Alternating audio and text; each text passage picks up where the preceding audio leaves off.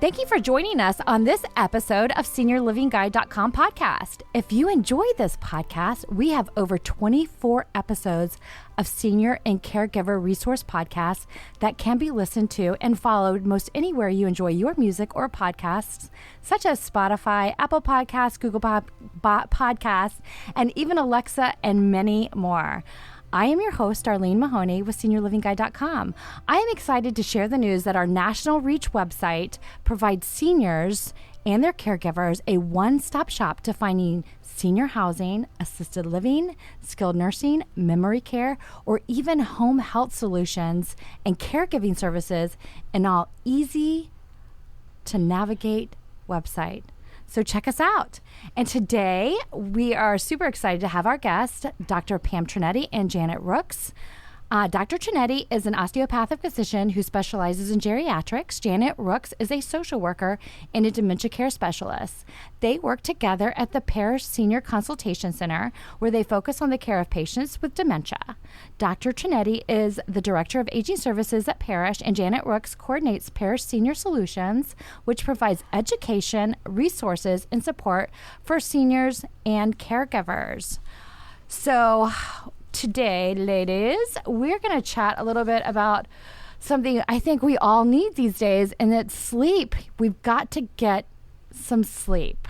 So, right, especially we're starting out early in the morning. I've had a little coffee, but still. So when people are young, they don't get enough rest. And they always say they've missed their beauty sleep and they have puffy eyes and they feel a little foggy. But what are the effects of poor sleep later in life? What happens with sleep? Oh, I'm sorry, I wasn't paying attention. I had a chocolate. Do you need some coffee? Oh, I had a chocolate cream pie for dessert, and then I kind of woke up in the middle of the night to go to the bathroom, and then I turned the TV on, and there was one of my favorite movies that I've only seen a couple dozen times, so I thought I'd stay up just to watch that one scene that I really, really, really like. And anyway, yeah, puffy eyes, foggy brain, but it's much more serious than that. We spend a third of our time asleep, and there's a reason. The body is clearing all the toxins, all the cellular waste products. You've heard of the lymph system that kind of helps our immune system. There's something called the glymph system that clears the cellular waste from the brain cells. And then that's when cholesterol gets processed. That's when sugar gets processed. There's all kinds of little housekeeping chores that your body is doing while you are, in theory, asleep at night. I did not know this. This is cool stuff. So that's my problem. That's why the numbers are high, because I don't get a third of my day asleep. So, having said that, we need to refresh and recharge. Yes, we do. Have you ever had that repeating that repeating dream over and over? The anxiety dream. Yeah. Oh, yeah. When somebody stole my purse. And it may not have anything to do with what's going on in our life, but that's how we process things that we're dealing with, is through our dreams. Yeah. And I mean, a few years ago, it's probably been 30 years ago, I had the same dream over and over and over. I mean, it was like for 3 weeks I was having this same dream. And I had a friend of mine that was a mental health counselor that came into the nursing home where I was working, and I talked to her about it, and she said, well, are you dealing with something in your life? And I sat down, and sure enough, I was. And when I really sat down and thought about it, that's why I was having this recurrent dream. It's because I was not dealing with the reality in my life. I was dealing with it through that dream, or attempting to. So that's how we deal with the stressors in our life, is through our dreams. And sometimes we'll act them out. So, yeah, if we don't deal with it in life, we're going to deal with it in our what we think is our sleep, and we're not getting that restful sleep. Yeah. We were just talking the other day, a group of us, about how many of us had reoccurring dreams about being late for school, even though we haven't been in school for 20, 30, what have you, years. And that's something that I think everybody has had in their adult life, even though they've been out of school for a long time. They've had dreams about being late for school. And I think that's, I'm wondering what's behind that dream. 'cause it's representing something else. It's representing something else, yes. When I was a little girl, we had this book. Mother had this book, and it was, "What Does Your Dreams Mean?" Mm-hmm. And, I don't know where it came from. I don't know what happened to it, but it was, we would get it and look up and see what our dreams meant. It had nothing to do with what was going on in our life, but it's like, what does your dreams mean? Wow. So it was pretty cool. Yeah, I'm going to have to see if we can find that book Yeah. somewhere. That's interesting.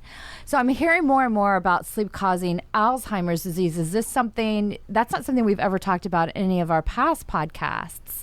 Is that something that maybe we need to chat about?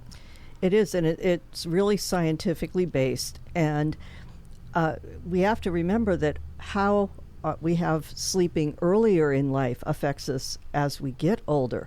So yes, amyloid protein. We know Alzheimer's dementia has amyloid buildup on the neurons, on the little branches. And even one night of missing sleep, they've documented a higher rate of amyloid buildup.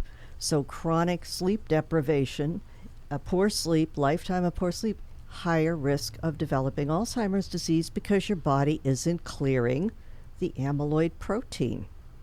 And sleep deprivation can cause psychosis. Yeah, we've seen it in caregivers. Yes, we have. And, caregivers can act out. Mm-hmm.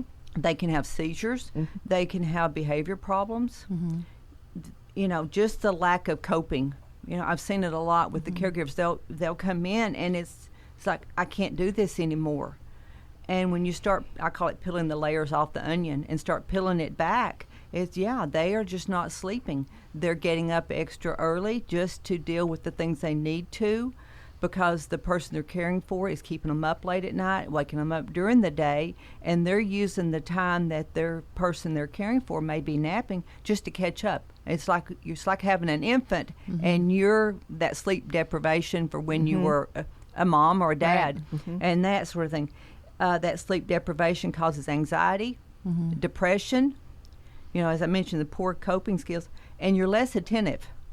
For those of us that are working, if you haven't gotten a good night's sleep, you're sitting there on the computer or you're dealing with something in a meeting and all of a sudden you glass over your eyes and you're going to nod off. That's not real good when you're having to deal with something, talking to somebody, that sort of thing. Traffic accidents. They say there's more traffic accidents caused by tired drivers than impaired drivers. Exactly. Yeah. There's actually a thing called sleep drunk, to where that especially with truck drivers, that they'll actually, it's an actual term that's called sleep drunkenness, to where that it's actually as serious as being intoxicated.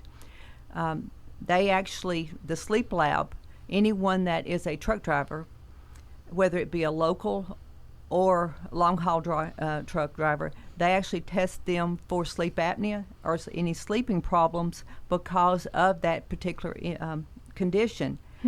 There's actually decreased initiative. You get the blahs. If you don't get enough sleep, it's like you can't plug into what's going on. You have decreased energy. You're not walking, you're not getting out. You're probably spending more time just trying to catch up on sleep or relax, making your body rest, maybe watching more television, which could lead to more eating, like snacking. If your body's tired, there's only two things it can do. It can either sleep or it can eat, because it thinks, I need more nutrition to build up my energy. Right. So you get in that vicious cycle.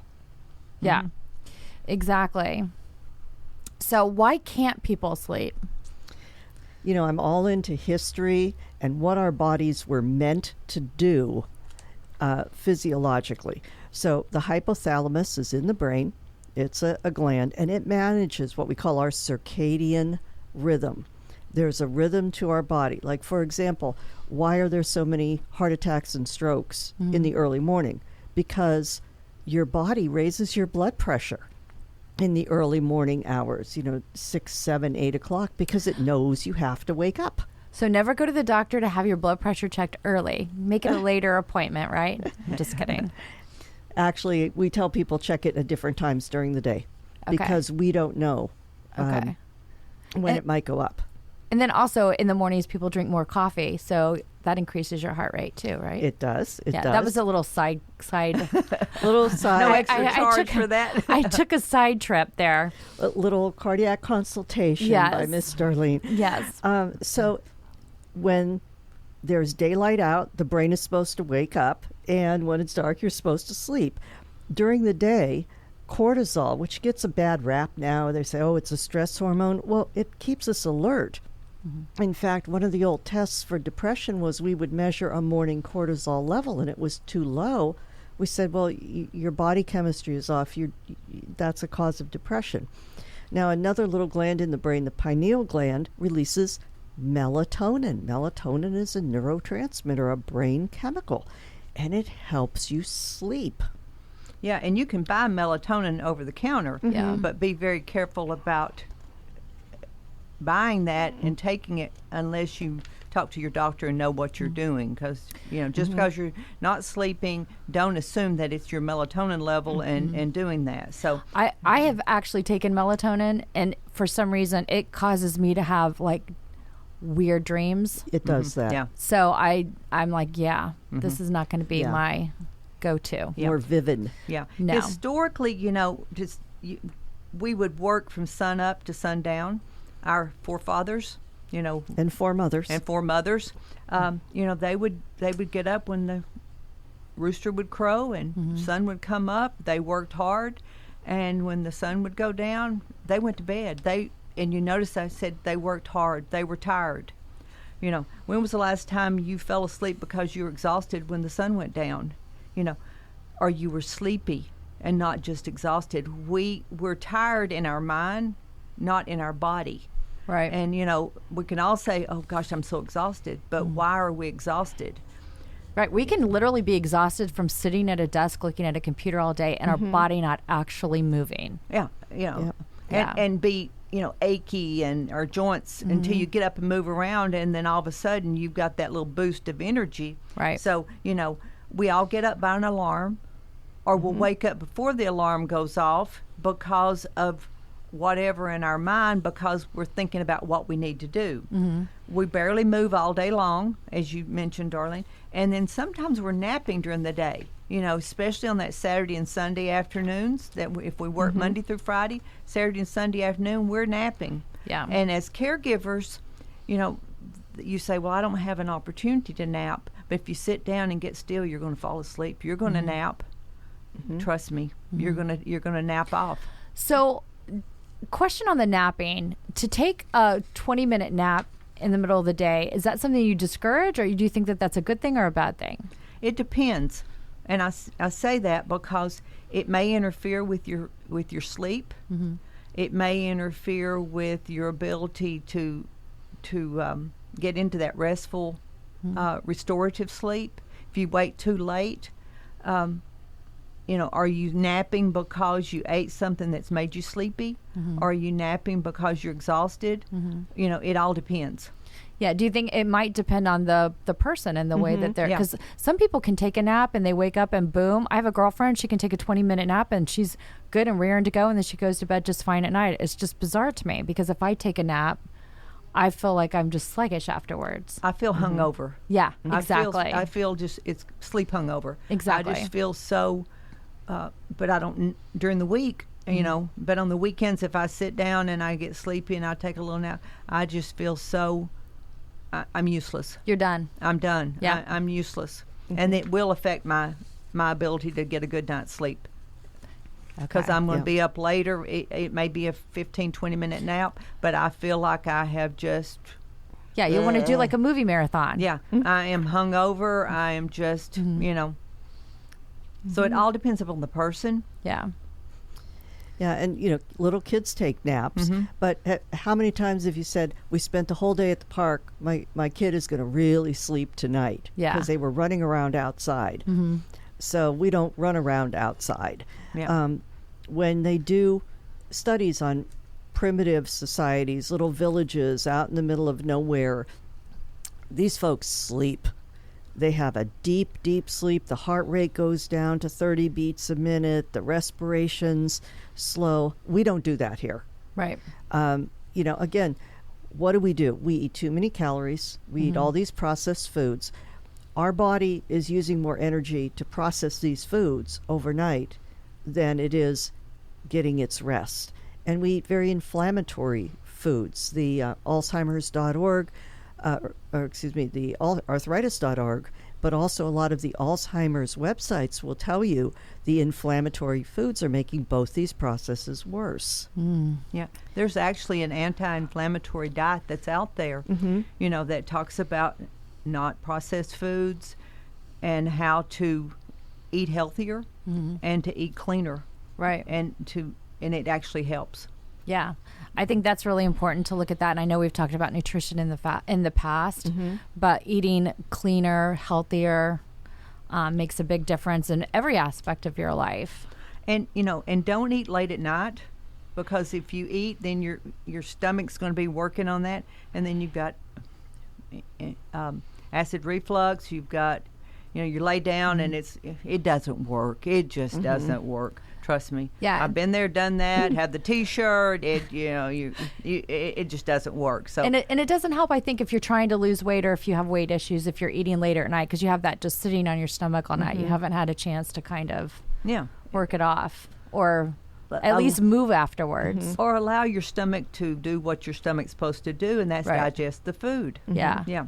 No, agreed. So this is one of the biggies that I like, and that's about the blue light pollution. I mean, I have little cloths over the lights in my house. Okay. So in the VCR or the cable box in my bedroom, I have a little cloth over it in the bedroom. I learned this from our sleep lab at the hospital. Even when you go to sleep, you got that little light burning. Now, if you're a caregiver and you have someone in your home that has dementia, or a senior that's going to be getting up and going to the bathroom, you need a night light in your bathroom. Have the door to where that if they wake up, they can see to get to the bathroom, or you can see to get in there. Clear path to get there. I don't have that problem to where that I need to see to get to the bathroom. If I do wake up, I can get in there. Also, I leave my bedroom door open, so I actually have a pillow over the light in the living room, so that I don't see that light reflecting in there, because it'll wake me up. It's weird, but those lights, I cover up those lights. Don't have your cell phone in your bedroom because of the blue light it is, even if it's turned, silencing it. People are sending you silly stuff throughout the night, or you'll get alarms or get alerts, this sort of thing. Don't have your laptop in your bedroom. Don't have your desktop in there, your computers, because of the blue light.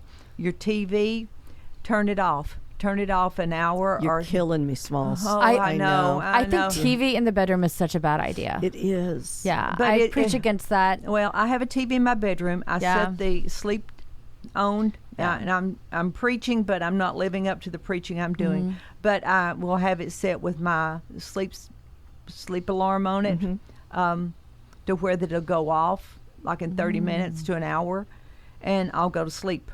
See, I have my worst night sleeps in hotel rooms because I will fall asleep to the TV and then I will wake up and the TV's still on, and then I can't go back to sleep and I'm engaged. It's like literally being tortured when I stay in hotels, but I can't turn it off to go to sleep in a hotel room. They all have because that the silence device. is killing me. You got to figure out the device on the remote that it will turn off automatically. Yeah. I'm going to step on some toes here. I always do.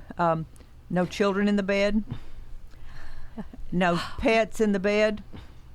100%. No pets in the bed, because they're going to interfere with your sleeps, and I've always had my cat in the bed. I've always had my dog in the bed, and they can't. No, they'll get used to it. I dog sat for a friend of mine a few years ago, and her dog actually got so mad at me that it turned its back on me, went down the hall to my son's room, and would not acknowledge me when I came out. After 3 nights of this dog whining and all this kind of stuff, it actually was pouting. I would just busted out laughing, but it survived. I survived. It was a miserable 2 or 3 days, but the dog did not sleep with me. Yeah. But it interferes with sleep. It really does. Yeah. So is it common for older people to have sleep problems? Is this something that comes with age? Absolutely. And I think I already know the answer to this question, Yes. but I'm going to ask it anyway. Yes.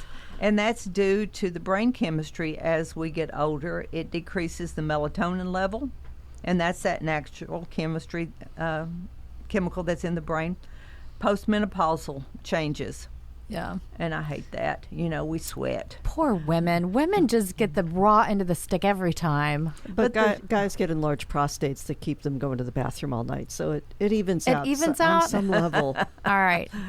But I'm feeling a little better about that now. Not in an evil way, but and we don't get enough exercise. yeah. Or after we get off from work, then we want to exercise, and then we get all hyped up, and then but by and large, we don't get enough exercise. And then we've talked about our diet: Caffeine, too late, which is even chocolate. chocolate. People think it's like a cup of coffee, but sometimes you get caffeine in different places. Oh, we're going to get into that, like my chocolate cream pie, yes. Ah, Chocolate yay. pudding. That one little piece of chocolate can keep if you have it too late. Yeah, for sure. So there's a lot of things. Even in espresso beans, you think you're having an espresso bean or something like that. That can be like mind-boggling, detrimental to your sleep that night.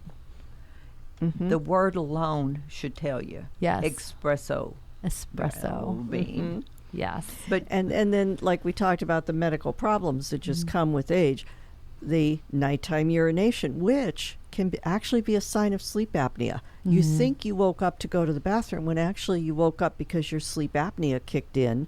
You skipped a couple breaths, your body woke up, and it's like, oh, I'm awake. Well, I'll go to the bathroom. And nighttime leg cramps, which we will explore these more deeply later on. Yeah. Stay tuned. Arthritis. Stay tuned. Reflux. Yeah, absolutely, Janet. That can wake you up. So you have this cornucopia, the smorgasbord, or that commercial say the Borgeshmord of things going wrong with you that interfere with sleep. And then you could have one or multiple, and then you really do have a hot mess. And then you stick that with anxiety or stress or depression, anything like that you've like weaved into that. Yeah. So we're all about solutions on this podcast. Yes, We've we are. talked about that. We're just not going to talk about the problems. We're going to find a few solutions here and there. So how can we get better sleep? And I'm on pins and needles on this. Just recognize what would be normal. What were human beings meant to do? Be awake during the day, go to sleep when it gets dark. Be busy and active during the day. Go outside. Run around, walk around. And then don't fall into that trap of staying awake till 1 a.m. because you don't have to get up and go to work. And then you sleep till noon. Yeah. You've lost half of your light hours and you're messing up your sleep cycle. The other thing is there is what's called a sleep window, where you do say, oh, I feel tired, I feel sleepy, I should go to bed, but I'll just watch this show at 10 o'clock because I want to. I'll just read these 2 book chapters. I'll just start looking up kitty videos online, and the next thing you know, you've fallen into that rabbit hole. Yeah. And you've missed the sleep window, but the body doesn't know you wanted to stay awake to watch kitty cat videos. Right. It thinks that the Huns are going to invade your house, so it keeps you awake. Then all the chemicals that keep you awake have been flooding your body, and you can't fall asleep because you missed the window. Yeah. And make sure that you've got good sleep hygiene, which means the room is dark, it's cool, and it's quiet. Yeah. Now, that's back to the TV in the room or whatever. Turn that TV off, and I'm preaching to myself here. No crafts in the room or little projects that could keep you awake. Reading, if it's relaxing, you can do that, but don't push yourself to stay awake, as you were talking about those last few chapters. I don't read in the bed because of positioning. It'll hurt my neck, this sort of thing. I read in the living room, and then when I get sleepy, I'll go to bed because that's just me. But do what's good for you. That book will be there tomorrow, and you can read it tomorrow. as I said, no cell phones, no, surfing the net, this sort of thing. It's amazing how you can get enthralled in living vicariously through someone else's life or what they want to present as their life, and are just looking. I mean, it's just amazing. And, take care of yourself, and it'll work. If your windows, like we've got, most of us have blinds here in Florida. We don't have the thick thermal curtains like we had up north, but you may have to use the darkening. Like they have at the fancy hotels. Yeah, the darkening shears or curtain things, because everybody's got night lights out, and it blacks that. I mean, it will darken that, because we've got the exterior lights so that you can have your room darker. Yeah, and I did want to bring up something that we found super, super useful is a sleep machine.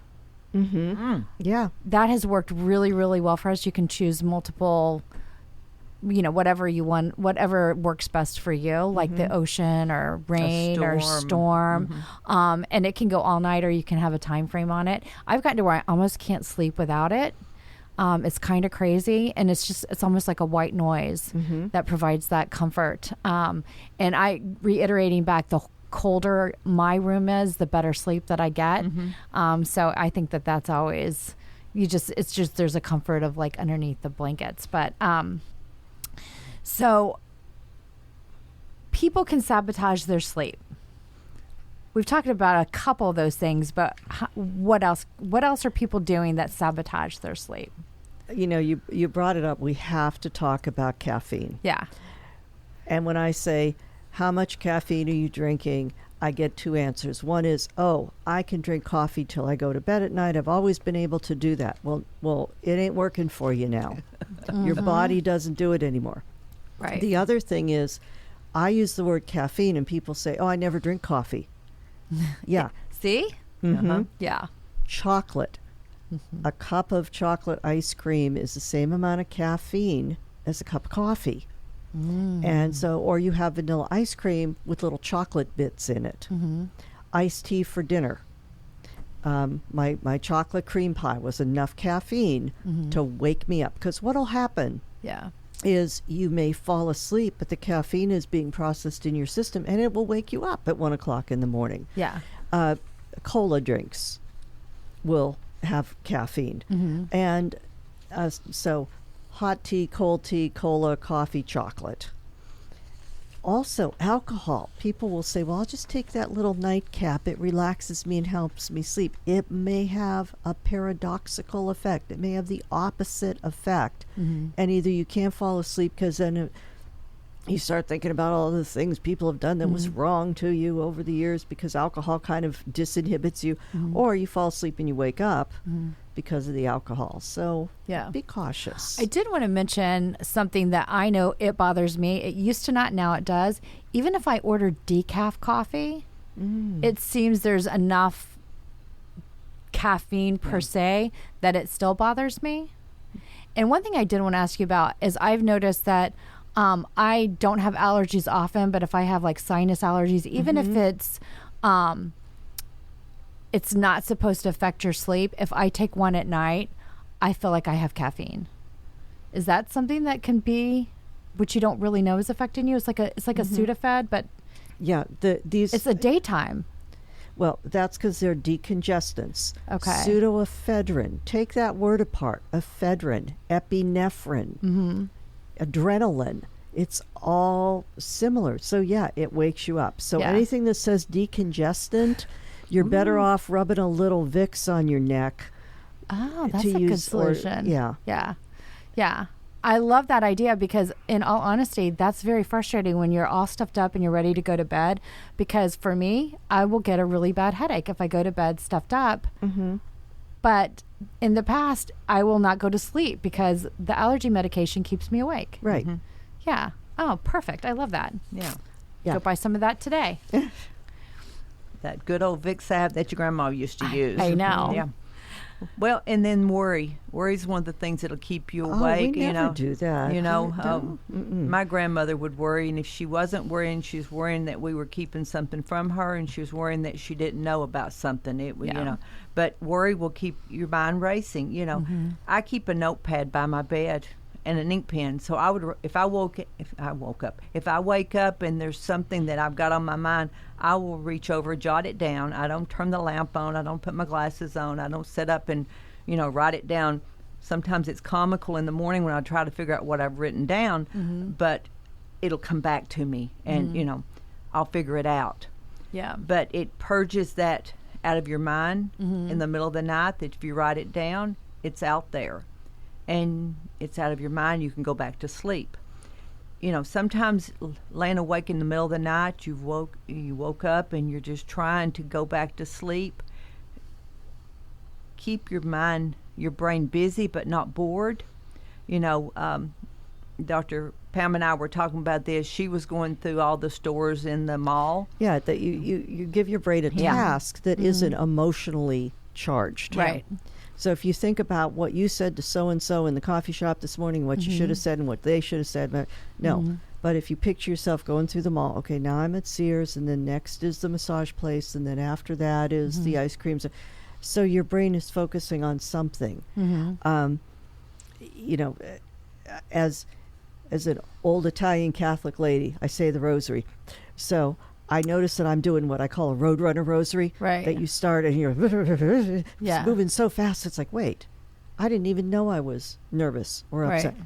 Gotta slow it down. Say the words slowly, quietly, and you will automatically relax yourself a little more. Maybe it'll be a poem that you've remembered. Maybe it'll be the verses of your favorite Beach Boys song.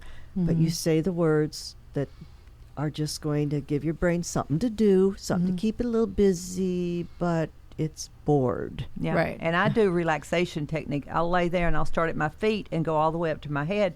And it was something I learned in grad school, where you tighten up those muscles, you tighten up your feet, and you relax it. You hold it for 5 seconds, and then you work your way all the way up to your face, and then you squish it up, and then you'll do your whole body. And by the time you get to your whole body, if you've made it that far, you're completely relaxed and you're back asleep. It works. I mean, it really does, and it's pretty cool. It's like a different way of counting sheep. It really is. Yeah. So I think we're going to take a quick break here, and when we come back, we're going to talk about how you can naturally go to sleep. Who doesn't want to have tips on that?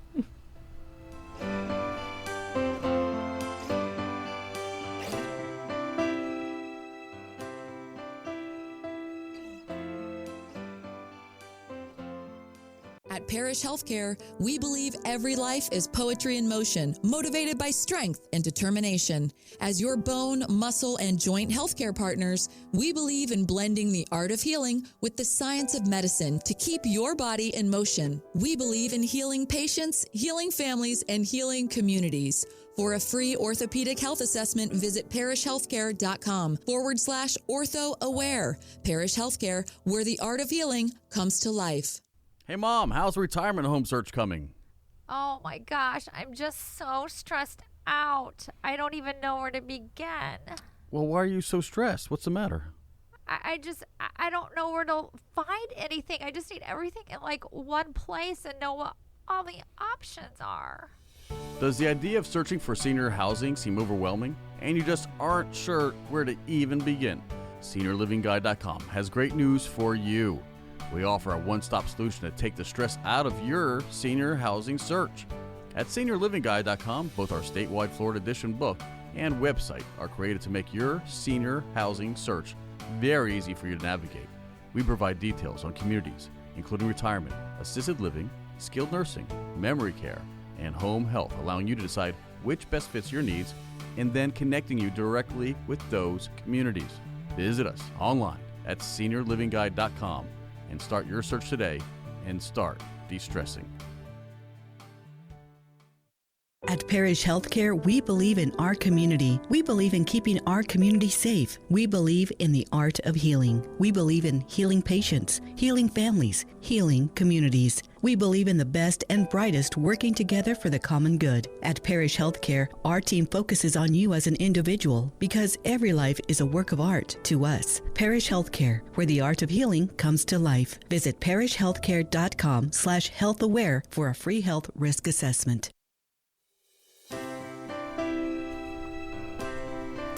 Welcome back, everyone. So we're going to talk a little bit about going to sleep naturally.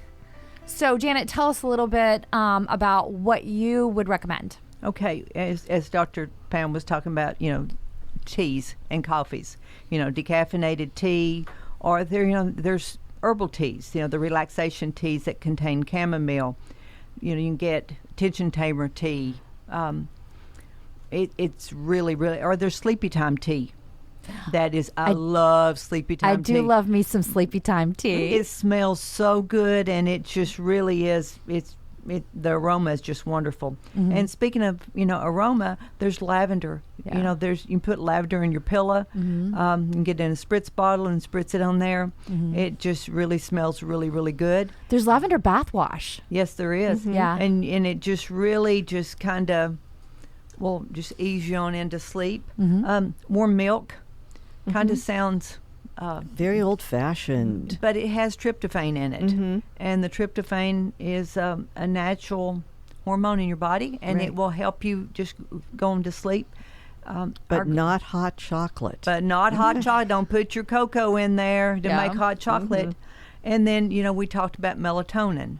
Melatonin is a natural chemical in your brain, and it's there to, it's over the counter. You can get it. Mm-hmm. It's in different doses. Starts out with 1 milligram, and it'll go all the way up to 10 milligrams. So don't start out with a 10. Maybe that's what I did. You may have. I don't know. But, it's been a while. Talk to your doctor before you go buying melatonin and start taking it.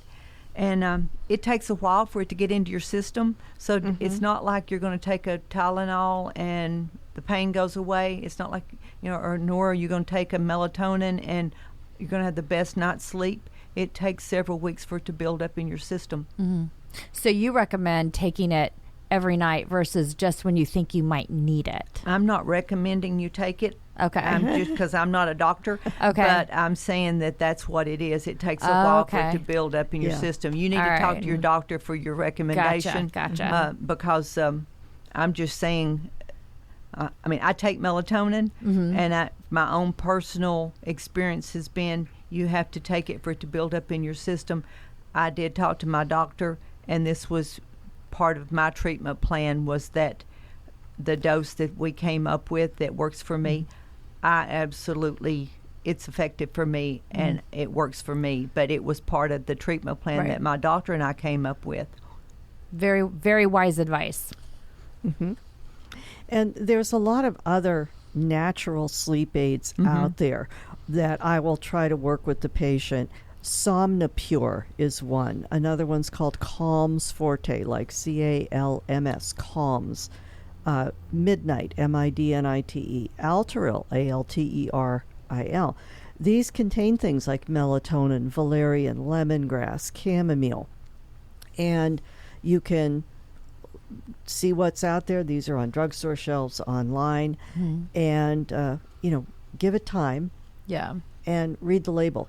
And make sure you're doing all the other things right. Don't do a lot of bad stuff and then take this little herb and say, this will undo. Right. It's like the diabetic that takes their insulin shots and then eats a cupcake. Yeah. And don't expect a quick fix, It really is not going to be a quick fix. Right. Sleep is very tricky. Clearly, it's because it's in the brain. It's very tricky. Mm-hmm.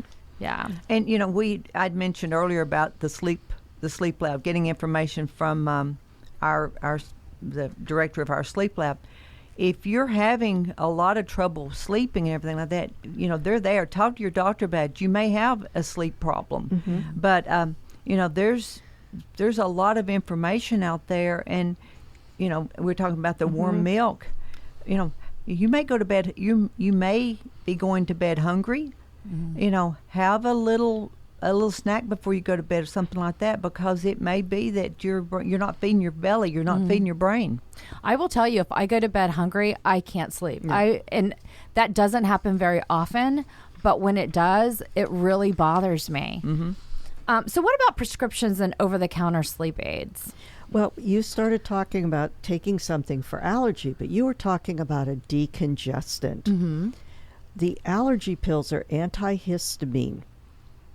Every single over-the-counter medicine you see that has the initials PM after it has usually diphenhydramine, which is the generic brand name is Benadryl. Yes. So you're using an antihistamine to go to sleep. These things can make dementia worse because they're blocking the brain chemicals like acetylcholine. They can cause urinary retention, so you're up more times during the night because your bladder just isn't able to empty out. And they cause a daytime hangover.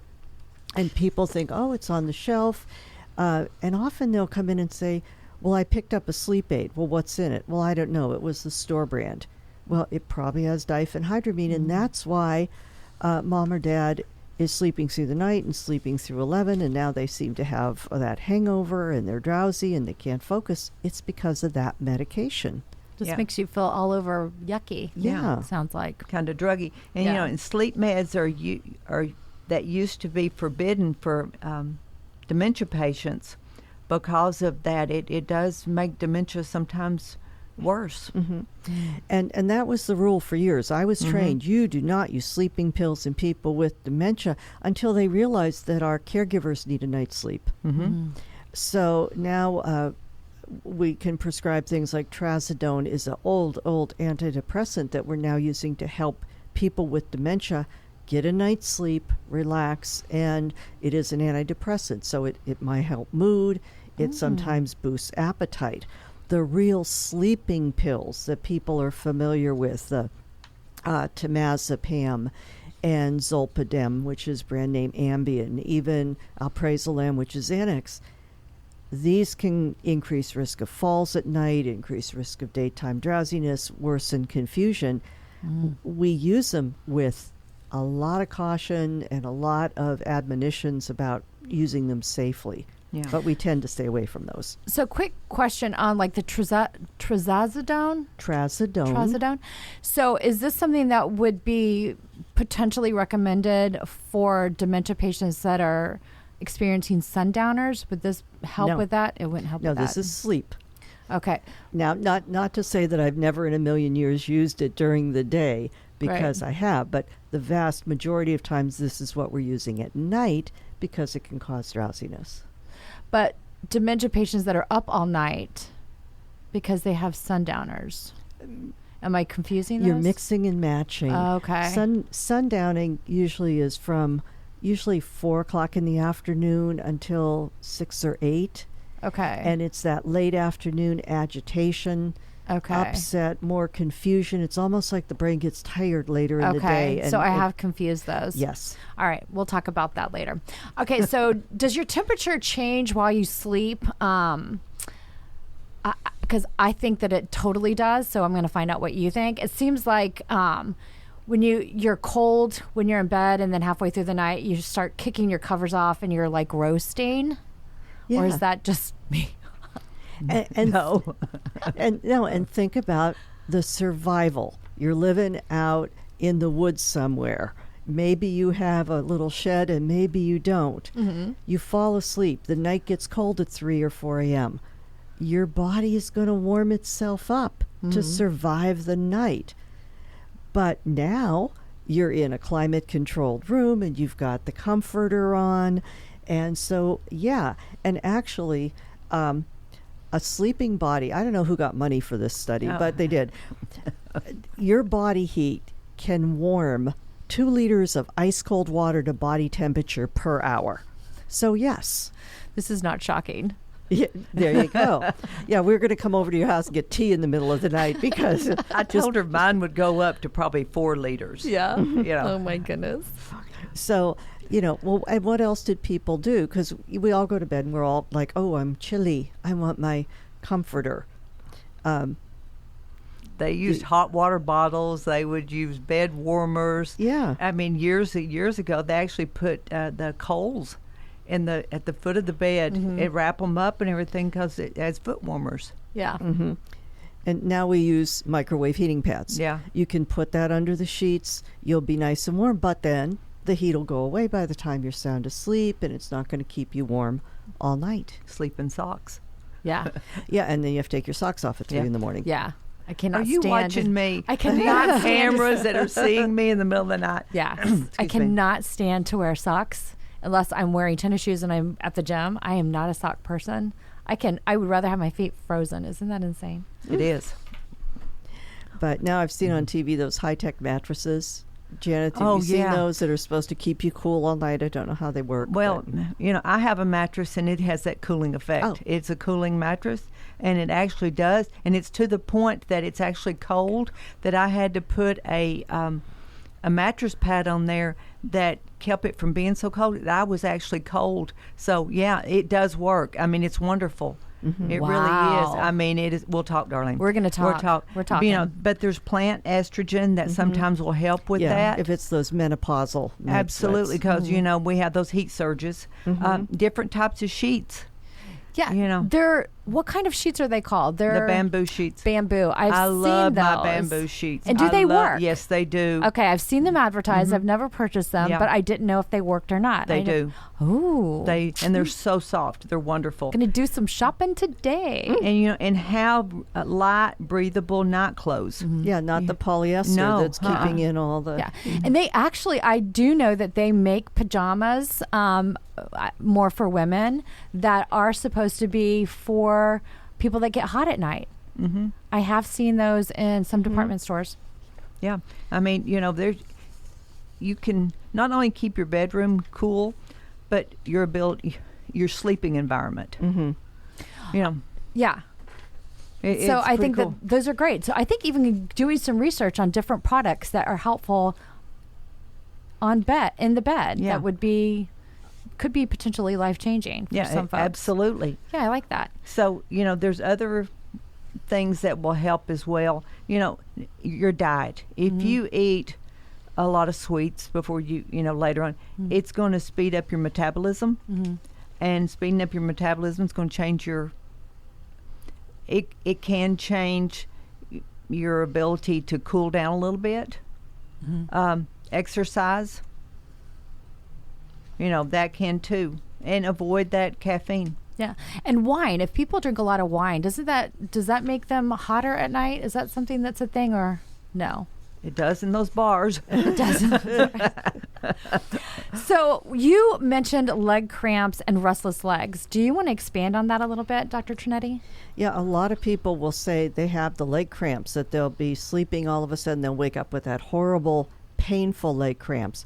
Or their legs are just jumpy at night. And we always recommend, of course, an evaluation. Let's check the chemicals in your bloodstream. Make sure your potassium and magnesium and calcium are all okay. Make sure it's not a side effect of some other medication. But once we rule that out, because they have no idea what really causes nighttime leg cramps and restless legs. Right. They know it's a neuromuscular disease, but there's all kinds of folk remedies for it. One of my favorites is the unwrapped bar of ivory soap that you put under the sheet near your calves. And the theory is that it releases magnesium ions. And I say ivory because it's mostly pure soap. A lot of the soaps have a lot of moisturizing and scents and everything. And people swear by it. Now, like anything else, it doesn't work for everybody. Yeah. But quinine used to be the classic treatment. Well, now we're not allowed to prescribe quinine unless you have malaria. So where do you find quinine? Tonic water. Yeah. So a glass of tonic water for some people, a lot of supplements, over-the-counter natural treatments. And then absolutely, I have all kinds of prescriptions. Well, and I love TheraWorks. I mean, I have muscle cramps or cramps in my feet. TheraWorks, it's over the counter. It's a foam. In fact, I keep it by the bed. It is just, if I have a leg cramp, that I'll just squirt it into my hand, rub it in there, and it's almost like immediately. The cramp will go away, it is just unbelievable. I just, that stuff is like magic. That is awesome to know that there's stuff that's out there. I don't get leg cramps very often. It's very rare. I got them a lot when I was pregnant. But when I do get them, I have to get up and kind of shake it out, and then they go away. But I always thought it was because I hadn't had enough water during the day. Yeah, and that's a nice natural thing to look at is, was I walking too much? Was I wasn't walking? Was I not walking enough? Did I drink not enough water? Yeah, because it does seem like it would happen on days that maybe I only had like one bottle of water or something, and I'm usually like a water fiend. So it just seems like my body was like, yeah, girl, you didn't have enough water. Yeah. Yeah. And there's also, I mean, I love Arnicare. It's a over-the-counter. You can get it in the gel or the cream for sore muscles.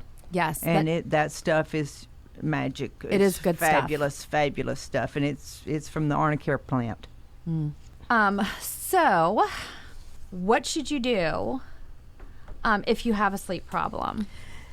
You know, talk to your provider and put it at the front of the visit, because as you can see, now you're talking about something that you spend a third of your life doing. Don't ask 5 different things at the end and say, oh, by the way, I'm not sleeping at night. Yeah. No, it is a whole conversation that has to do with your lifestyle, your diet. I have to look at your medications because honestly, sometimes people are taking a water pill at bedtime. And you don't have to graduate at the top of your class to know that maybe you shouldn't do that. My grandmother did that, and every morning she'd get up and complain how many times she went to the bathroom. And I told her, why are you taking a water pill at bedtime? It was crazy. Yeah, and different antidepressants. Some antidepressants are calming. Some are activating. Some should be taken in the morning. Decongestants, avoid them at night. I will want to know if you have symptoms of sleep apnea. And the words out of everybody's mouth is, oh, no, I sleep fine. No, it's not about you perceiving that you're sleeping. It's what do you do during the day? If you wake up with a headache and you wake up depressed and you wake up tired, there's a chance that it could be from sleep apnea. There are certain illnesses that affect sleep. One is called REM sleep behavior disorder. You act out your dreams. If you dream that you're in the ring with Rocky, you're punching and you're moving around, you're thrashing, you might fall out of bed. And we see that in people who later develop other neurological diseases like Parkinson's and Lewy body dementia. And actually our first line of treatment is melatonin, but you deserve a good diagnosis. And sometimes your sleep partner, your spouse or your significant other is going to know more about your sleep pattern than you do because you're not going to know. You're not awake to know that. But they're going to know. They're going to be able to answer those questions. Oh, you think you're sleeping through the night? You think you're not doing that? Oh, yeah, I'm having to move over. I've literally had to get up and sleep somewhere else because I was getting whacked. I was, you were punching. You were, talking a lot, jabbering, this sort of thing. So no, you weren't getting as much rest as right. And so I had to move out of the bedroom. Right, exactly. And I think it's important, this last point that Dr. Tronetti brought up, is to talk to your doctor about it. Don't just brush it off and start going to the store or buying all kinds of different medications to see if they work. I think it's important to go to the doctor and have that really good conversation. And if tests need to be run, if you need to do a sleep study or whatever the case may be, don't just brush it off, because this sleep is very important. It can affect dementia. It can affect all kinds of different aspects of your life, especially as you age. And I think those are really the follow-up notes. I want to say something. There's actually a condition that's called sleep drunk. Yeah. To where that it impairs not having a good night's sleep and having that drowsiness in driving. You're as impaired as someone is that's impaired from alcohol. Yeah. And so driving while you're sort of drowsy is actually a condition called sleep drunk. Yeah, exactly. I think it's just important to have a full gamut to kind of figure out what's going on and fix it. I mean, at the end of the day, it doesn't have to be. You just have to figure out what's going on in order to... And don't be afraid. And don't be afraid. Yeah. If your doctor asks you if you're having a problem and they bring up sleep apnea, don't say I sleep fine. Say let's explore it a little bit if that's the case. So and the flip of that is, why am I so tired? Why am I so tired? Well, how are you sleeping? Yeah. Yeah. What are you taking Right. that I don't know about for Right. sleep? So many different factors There are. to be considered. So I think that is it for us today. We thank everyone that enjoyed this podcast. Please don't forget to visit us on anywhere you listen to music or podcast for other podcasts that are great resources for seniors and their caregivers at SeniorLivingGuide.com podcast.